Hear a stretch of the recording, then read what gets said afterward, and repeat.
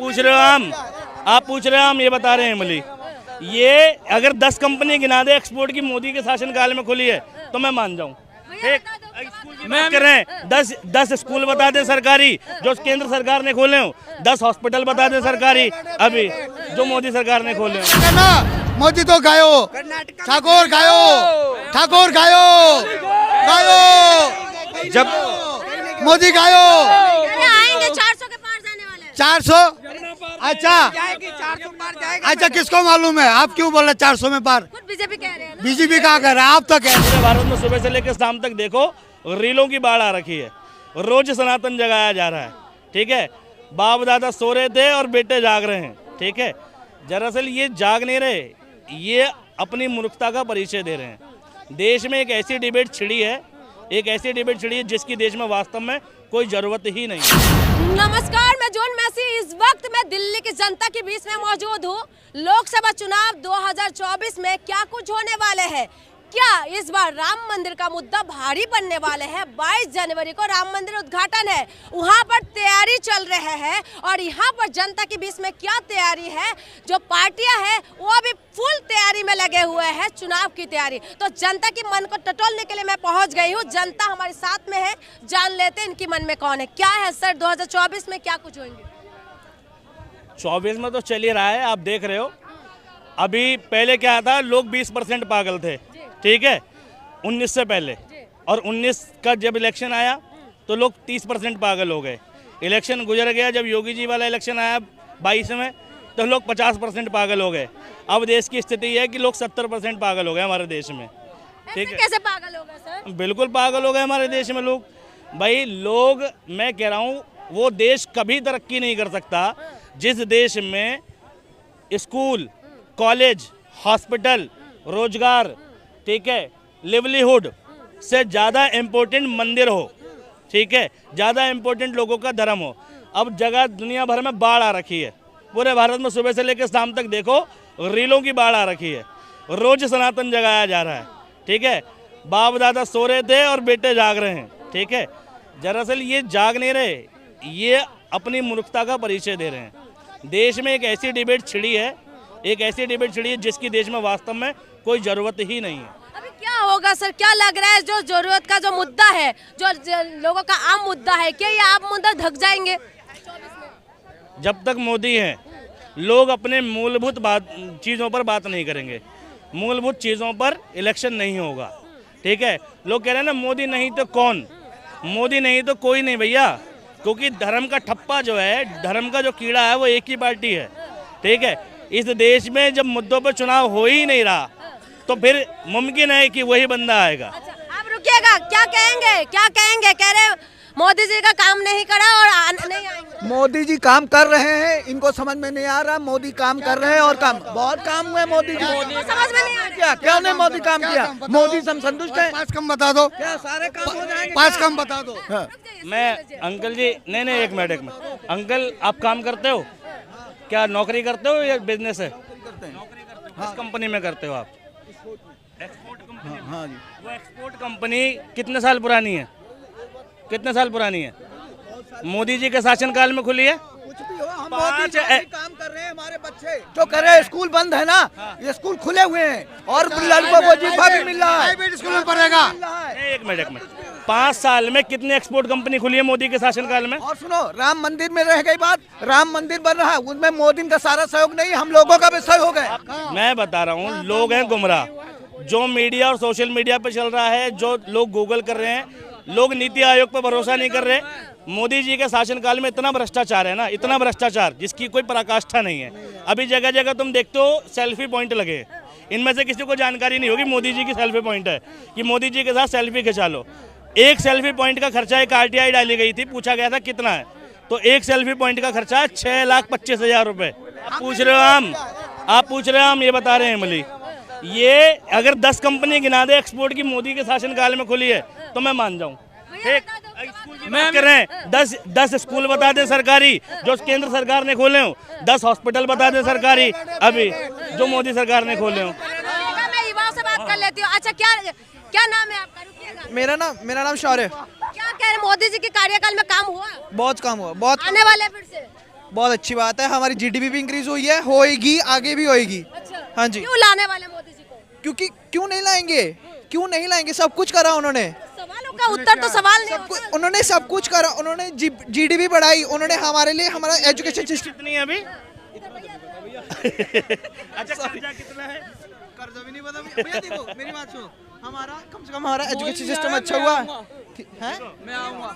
नहीं देखो, सुनो पता है अच्छी बात है। देखो भाई, जो भी सरकार में हो उसकी तरफदारी विपक्ष चलता रहता है, लेकिन ना जब भी तरफदारी करते हैं ना, थोड़ा सा जान लो यार देश के बारे में। कर्जा है 205 लाख करोड़ और जीडीपी जो इस वक्त है मौजूदा स्थिति में वो 7.6 है।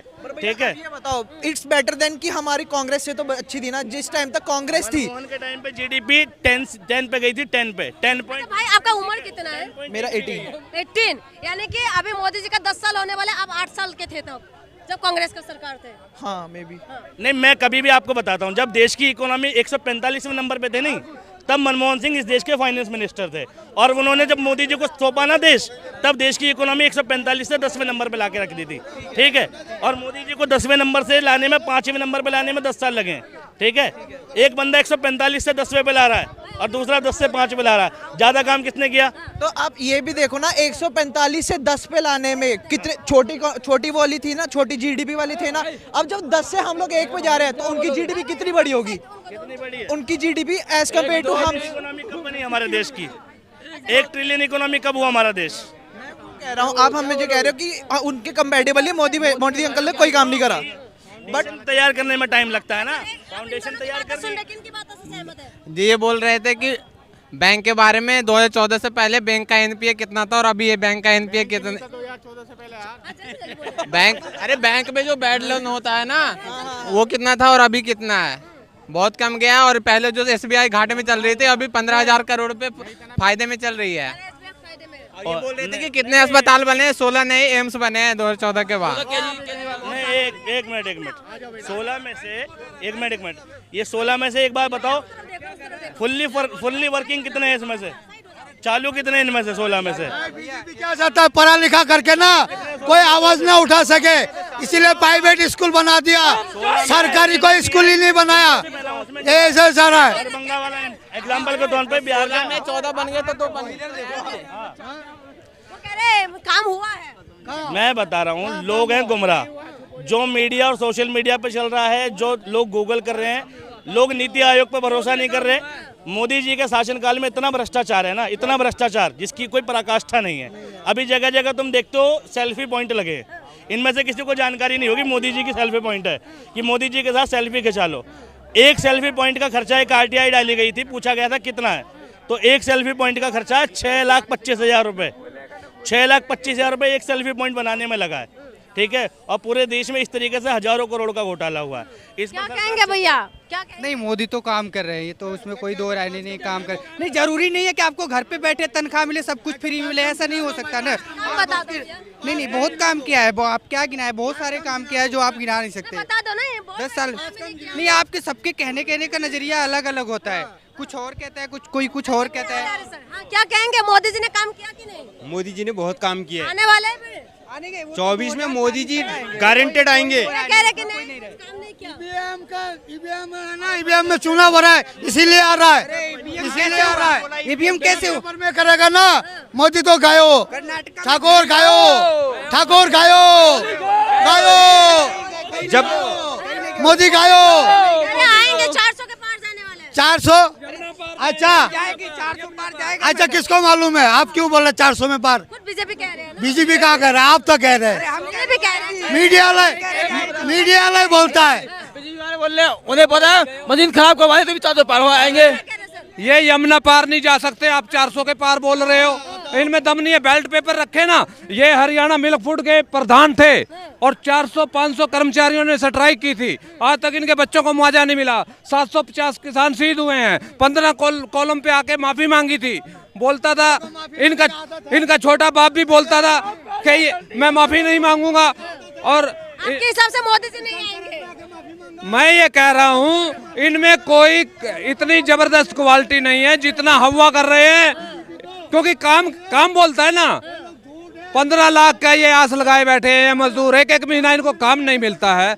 आर्मी वाले बोल रहे हैं वाला क्या बोल रहे हो? 15 लाख देगा, खाली झूठा सही है जितना जुमला बता तो दे कि जुमला है। हाँ? जुमला बता तो दिया।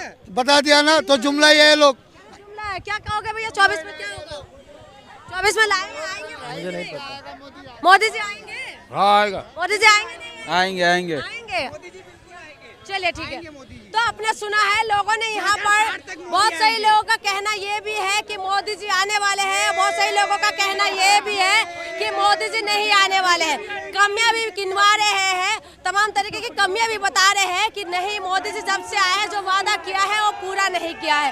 देखना ये होगा कि 2024 में क्या कुछ होने वाले हैं। क्या 2024 में जो जनता का जो मुद्दा है, जो बेरोजगारी, महंगाई, तमाम जो महिला सुरक्षा, ये सारे मुद्दा क्या भारी पड़ने वाले हैं, या फिर से एक बार जाके मुद्दा जो है ये हिंदू मुसलमान के पेश में फंसने वाले हैं, ये तो देखना है। इसीलिए आपको 2024 का इंतजार करना पड़ेगा। जनता अपनी अदालत में क्या फैसला सुनाएंगे, आप इंतजार करिए, आप भी करिए, हम भी करते हैं। तब तक के लिए मुझे इजाजत दीजिए। बहुत बहुत शुक्रिया।